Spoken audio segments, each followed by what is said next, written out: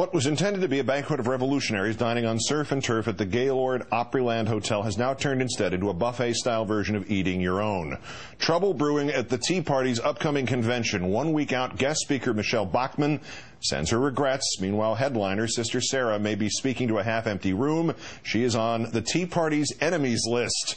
Her endorsement of John McCain for the Arizona Republican Senate nomination over Tea Party wannabe J.D. Hayworth earned her the title of Rhino from no less an authority than the founder of the Draft Sarah 2012 website. But it may also be contributing to the sinking of the first Tea Party National Convention. Former convention organizer Anthony Shreve telling Mother Jones magazine that about 500 tickets to hear Palin speak have not yet been sold. Founder Judson Phillips banking on keynoter Palin to guarantee a big turnout, but Tea Partiers appear upset at the convention's steep price tag. It's $349 just to hear Palin speak, $549 to attend the entire convention. Many would-be convention goers demanding refunds. Refunds? Today, Congresswomen Michelle Bachmann and Marsha Blackburn announcing they are pulling out of the festivities, citing concern over the for-profit Tea Party nation. Although the convention's website still has both of them listed as speakers, now several key sponsors have withdrawn their support, as well as the Tea Party Express, claiming it has overextended itself by supporting Scott Brown and launching a campaign against Senator Harry Reid in Nevada. Mr. Shreve is surprised Palin herself has not pulled out already, telling Mother Jones in her contract she's allowed to send a representative if she can't make it, if she's sick or something. Maybe she'll come down with the flu. But as you know, the half-term governor is not a quitter. She told Politico, "This is not about politics or organizers. It is about the soul of our blessed country." Time now to call in the Washington bureau chief at Mother Jones magazine, David Corn. David, good evening. Good to be with you, Keith. Is this fallout just about ticket prices, or in fact, is there something to this Republican in name only thing about Palin that's actually rearing its ugly head here? I think we're seeing two things going on at once, and Sarah Palin is at the crux.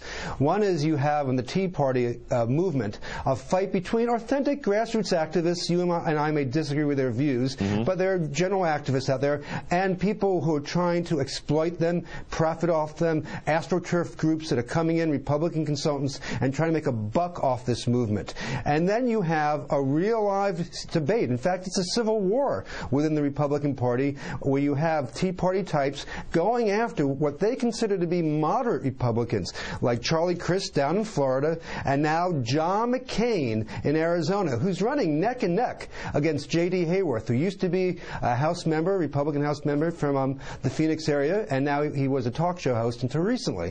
And so he is the purist. He is the conservative in the race. And Sarah Palin, who is helping, who's making $115,000 off the Tea Party convention. That's how much she's being paid according to internal documents that Mother Jones obtained. She's now also has agreed to go and campaign with John McCain. So some of the Tea Party types, the true believers, are saying, wait a second, if you're really one of us, why aren't you helping J.D.? Why are you on the side of this Republican in name only? I mean, this is what John McCain gets for running a campaign last year in which he kowtowed to the right, to the conservatives, and picked Sarah Palin, and now they're paying him back by saying that she should be on the other side trying to boot him from his job. And by the way, J.D. Hayworth, Sarah Palin, both ex-sportscasters, I might add. But well, there's a future for you here, Keith. No, there isn't. The Tea Party, is it, in fact, I used the term before, but is it the French Revolution? Palin's Robespierre or somebody else? Does anybody keep their head, so to speak? Does it constantly need something to attack? In itself, well, the Tea Party is pretty disparate. It's not an organized group, and there are people who disagree on policy ideas and certainly on organizational structure.